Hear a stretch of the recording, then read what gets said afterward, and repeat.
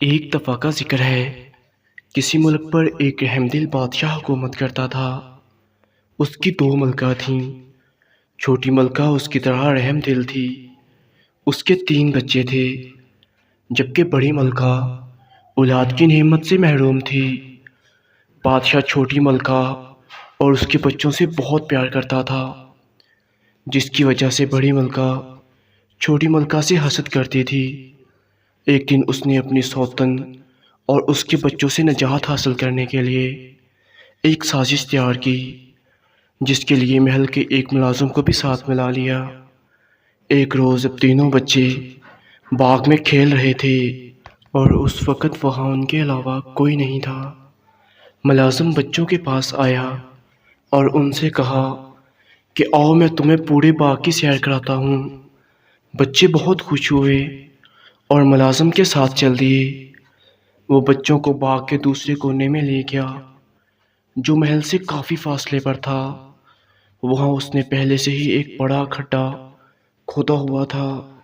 جب بچے اس گڑھے کے پاس پہنچے تو ملازم نے تینوں کو اس میں دھکا دے کر اسے مٹی سے بھر دیا۔ بچوں کو زندہ دفنانے کے بعد محل میں واقع اپنے کوارٹر میں جا کر اس نے اپنا حلیہ ٹھیک کیا۔ 1 گھنٹے بعد اسے بادشاہ کی رہائش سے چیخو پکار کی آوازیں آنے لگیں۔ وہ محل میں پہنچا تو بادشاہ سمیت تمام درباریوں کو تینوں شہزادوں کی گمشدگی کی وجہ سے پریشان پایا، جبکہ چھوٹی ملکہ اس صدمے سے پاگل ہو گئی تھی۔ بادشاہ نے ملکہ کو بہت مشکل سے اس کے کمرے میں پہنچایا۔ اسے پاگل پن کے دورے پڑنے لگے۔ وہ بادشاہ سمیت جو بھی سامنے آتا اسے مارنے دوڑتی۔ ایک روز اس نے بڑی ملکہ پر چھری سے حملہ کیا۔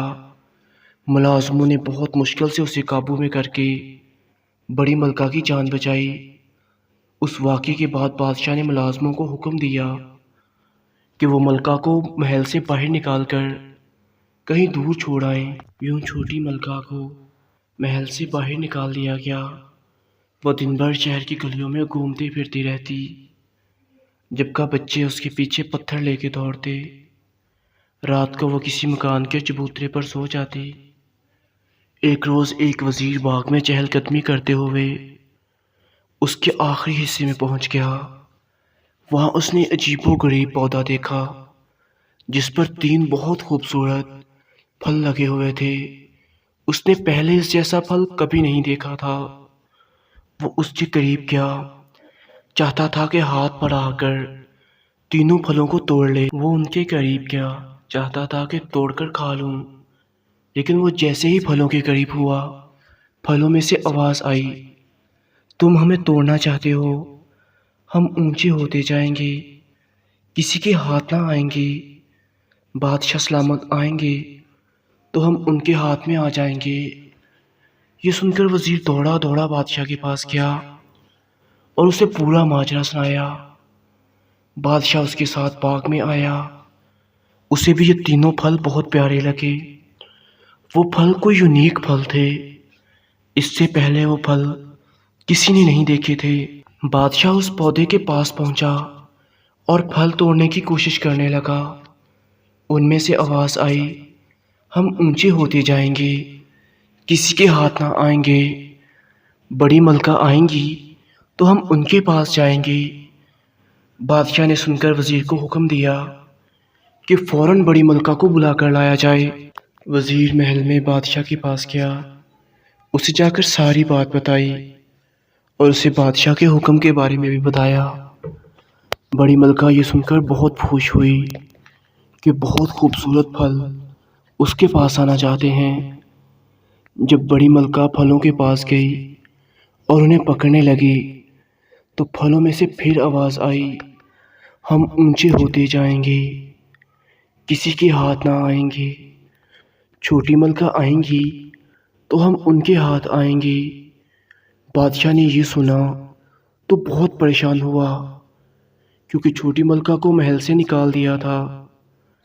بادشاہ نے اپنے ملازمین کو بھیجا کہ وہ جلد از جلد ملکہ کو ڈھونڈ کر لائیں۔ جلد ہی چھوٹی ملکہ مل گئی اور اسے باغ میں لایا گیا۔ جیسے ہی چھوٹی ملکہ نے پھلوں کو ہاتھ لگایا تو وہ پھل بچوں میں تبدیل ہو گئے۔ چھوٹی ملکہ اپنے بچوں کو دیکھ کر بہت خوش ہوئی۔ بادشاہ نے جب بچوں سے تفصیل پوچھی تو انہوں نے بتایا کہ انہیں ایک ملازم یہاں لایا تھا اور اس نے ہمیں گڑھے میں پھینک کر زندہ دفنا دیا۔ اسی وقت یہاں ایک سفید پوش بزرگ آئے۔ اس نے ہمیں ایک پودا بنا دیا اور کہا کہ جب وزیر یہاں سے گزرے گا تو تم اسے یہ کہنا۔ یہ سن کر بادشاہ نے ملازم کو بلایا اور اس سے پوچھا کہ تم نے ایسا کیوں کیا؟ شہزادوں کو گڈھے میں کیوں پھینکا؟ اس نے بتایا کہ یہ سب بڑی ملکہ نے کرنے کو کہا تھا۔